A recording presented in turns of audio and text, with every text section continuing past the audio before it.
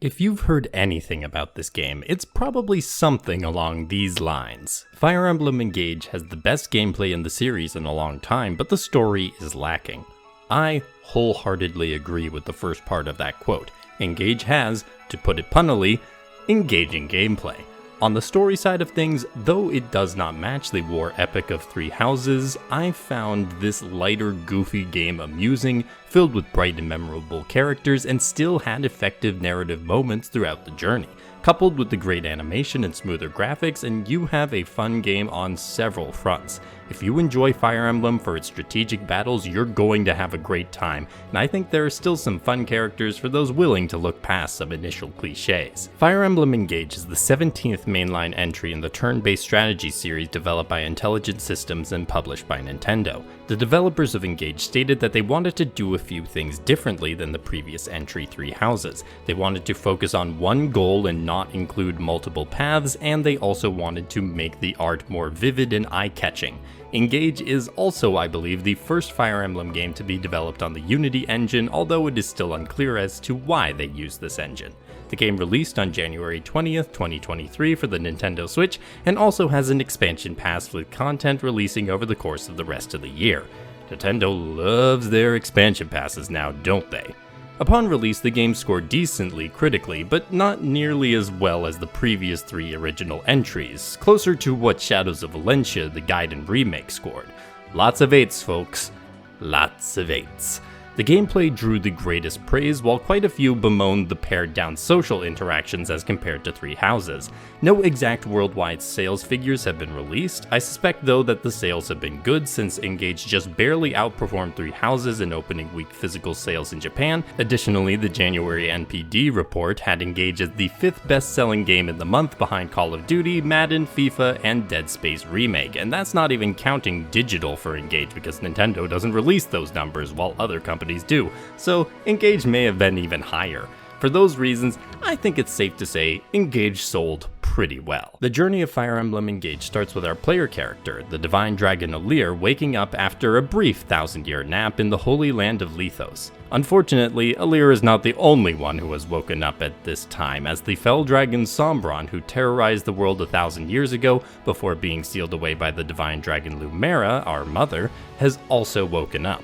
His influence spreads as the corrupted emerge in the various kingdoms of the land. In order to fight the corrupted and defeat Sombron and his allies, Alir will need to gather the strength of the 12 emblem rings while Sombron tries to do the same. Each emblem ring contains a hero from a previous Fire Emblem game that can pair with your units or the enemies to give special skills and powers. Alir starts out with a couple emblems on his side, but will need to travel to the kingdoms of Firene, Brodia, Illusia, and Solm to collect the rest of the rings and more allies for their journey. Can they keep Sombron from accomplishing his dark desires? And what is Alir's past? The story is risk-averse and effective. What I mean by that is that the plotlines are ones we have seen time and time again, but the execution of said plotline is solid. No major dips in story quality happen across the journey, and even though you may be able to see plot developments coming, that doesn't mean they aren't engaging. I found that the writing for the world and the characters got me invested quickly in their journey, and that care is the most important aspect of the tale. Fire Emblem Engage covers all the bases and leaves very few gaps in the storytelling, even if it doesn't ambitiously reach as far as some more recent Fire Emblem games have done. This choice by the developers did potentially limit what they could accomplish in the story, but I also think it avoids the missteps that Fire Emblem has fallen into before when they've tried to stretch the game's narrative without grounding the story first. Engage, for all of its whimsy, is decently grounded. For me though, a lot of this comes down to the characters and the commitment to the tone of the game. Engage is a more light-hearted Fire Emblem game. That shows in the main story, even early on.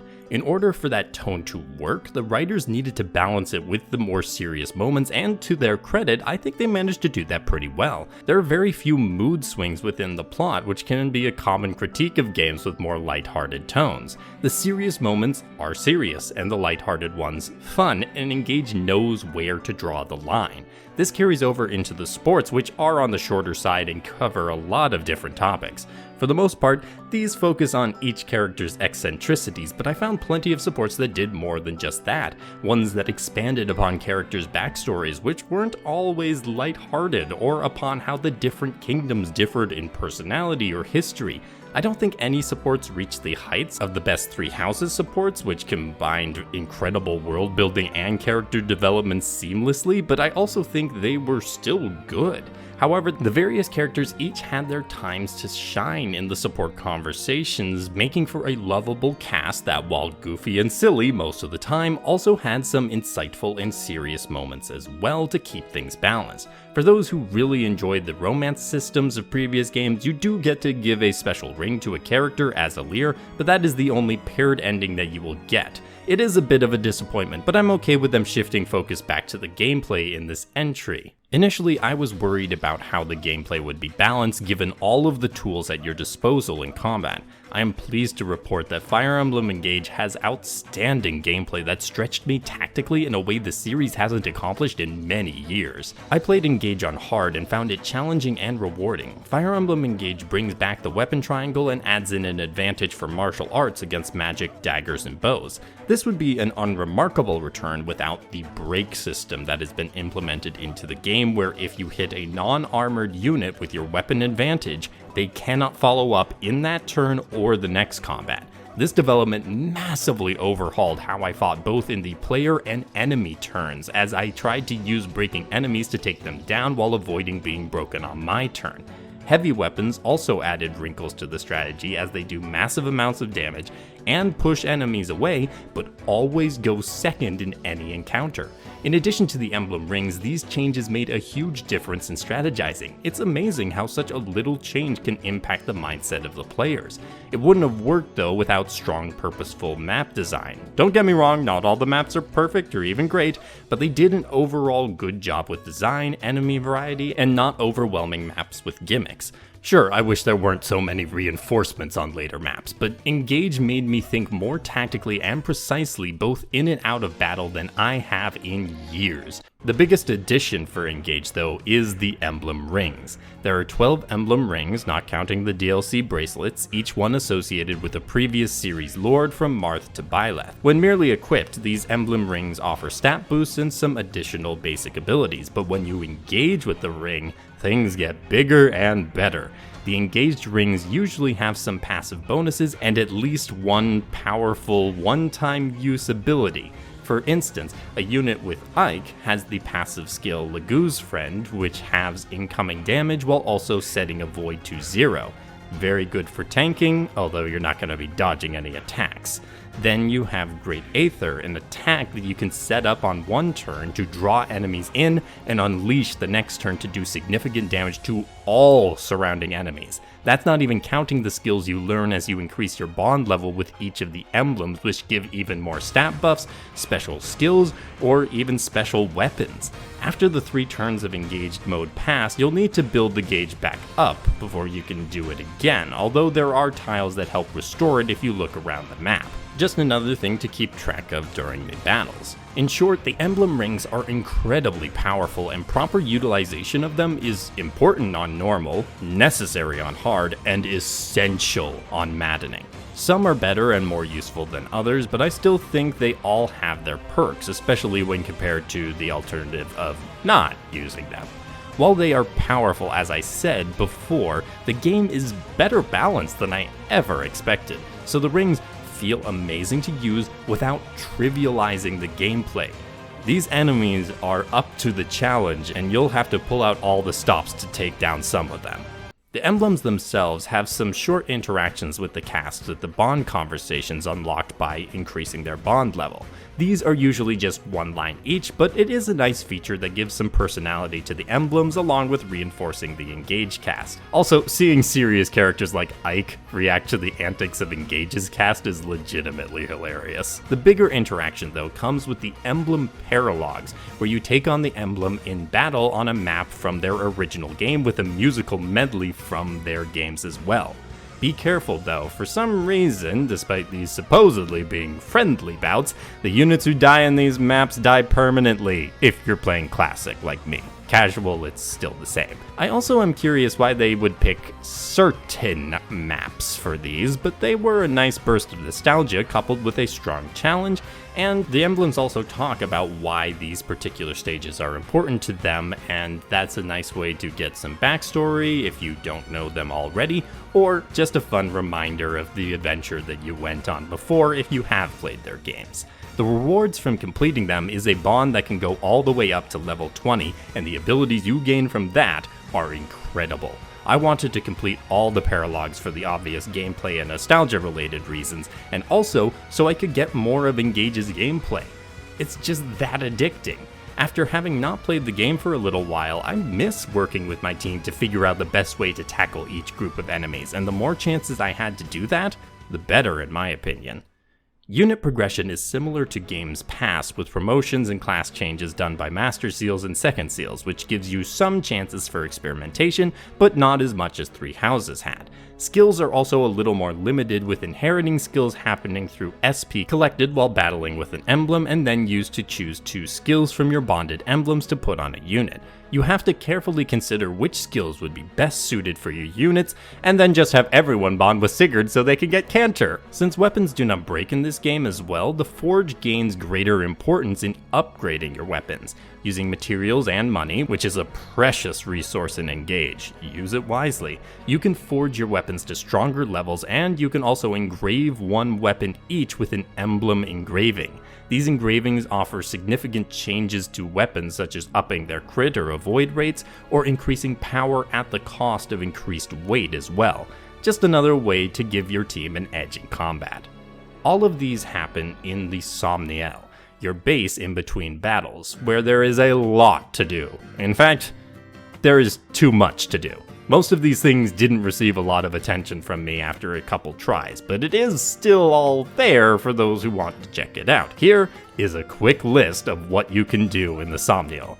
You can rest and be woken up by allies, you can buy items, weapons, and clothes for your characters, forge and engrave weapons, make and eat meals, donate to countries, check achievements, inherit skills, create bond rings, polish the rings, compete in the arena for XP or bond levels, do a training yard minigame, feed, pet, and forfeit all mortal possessions to Sami, complete trials in the tower both single and multiplayer, ride wyverns, read fortunes, manage livestock, or make a yard of cats. Fish, and give presents to allies. As of the most recent free update, you do also have a chance to assign allies specific tasks to boost their support levels, which was a helpful addition given the slow growth of support levels in battle. That being said, I found most people aren't willing to engage with all the stuff Somniel has to offer, and yeah, it makes sense. This is a quantity over quality approach, and it didn't really work for me. I mainly focused on stuff that would either help me in the next battle but wasn't too strenuous, such as the meals and arena, or stuff that would help me with building up support, such as gift giving. That way I was able to do some stuff in Somniel without agonizing over trying to do everything because I simply didn't find the minigames fun. Even my beloved fishing, sadly enough. If you do find them fun, that's great, and it's cool that there's so much in Somniel, but for a home base area, I felt it was too packed with stuff that simply wasn't interesting. On the presentation side of things, we're gonna have a lot of good things to talk about. I found the environments at their most lush and varied in series history. They wanted to make the colors vibrant, and they made them so. The character designs may have been unusual, but they grew on me over time, and they certainly reflect the general tone of the game while being distinct from any previous entry. The cutscenes are amazing with smooth animation and clear action. The animation in general was amazing for cutscenes and in battle, although it does appear that character poses out of battle were replicated to save time and money. An understandable choice, I just found myself thinking, hey, I've seen that animation before several times during dialogue. The UI of the game has improved on text size and readability along with consistent information presentation in battle. There are some additions such as the combat summary that took some time for me to adjust to because of my prior Fire Emblem experience, but I do understand why they made that change because to a new player, I think it is easier for them to understand than previous games made it. The user experience is also well done, especially in battle where the movement of allies feels more fluid since you can drag over 2 enemies so long as they're in range, and the game will set the path for you. It's just less rigid than before. I know some people were worried about performance, but I felt the game was much more consistent with frame rate than Three Houses, even during battle, where you'd be more concerned about dropped frames. The music was lively, with each kingdom having its own tone in the music, and the medleys of past music for the Emblem paralogs being excellent as well. My favorite songs, though, definitely came from the psalm portion of the game. The voice acting was once again a great highlight, and there were a lot of performers I hadn't heard of before in the cast that I'm glad to have been given the chance to discover. Although my favorite performance, hands down, goes to Laura Post as Yunaka, but she's not a new discovery. Laura Post is great. I think Fire Emblem Engage has an across-the-board excellent presentation with no glaring weaknesses. Even if the visual style is not what I want from the next Fire Emblem game, I'm really hoping to see similar attention to performance, user experience, and general commitment to the style. Fire Emblem Engage was exactly what I wanted to be and more. While the story didn't stretch the imagination, it knew what it wanted to be and executed that story well. The cast had a lot of energy, and yes, that of course means I'll make a video on my top 10 favorite Engage characters, after I go back to give some characters I didn't use in my first run a chance, like Lapis and Louis. The presentation is good, and the combat hit that sweet spot of fun and challenging that it took over my brain for the weeks I was playing. While the side content proved to be too much for me, I do still think there's a value there that helps round out the game experience. I'd put Fire Emblem Engage in the A tier with games like New Mysteries, Sacred Stones, and Shadows of Valencia. A really solid game that I think any Fire Emblem fan would get a lot out of. Let me know what your thoughts on Engage are in the comments, and leave this video a like if you liked it. Subscribe if you have not already to join this special lovely group, and I hope to see you all in the next video. Have a great day, and happy gaming.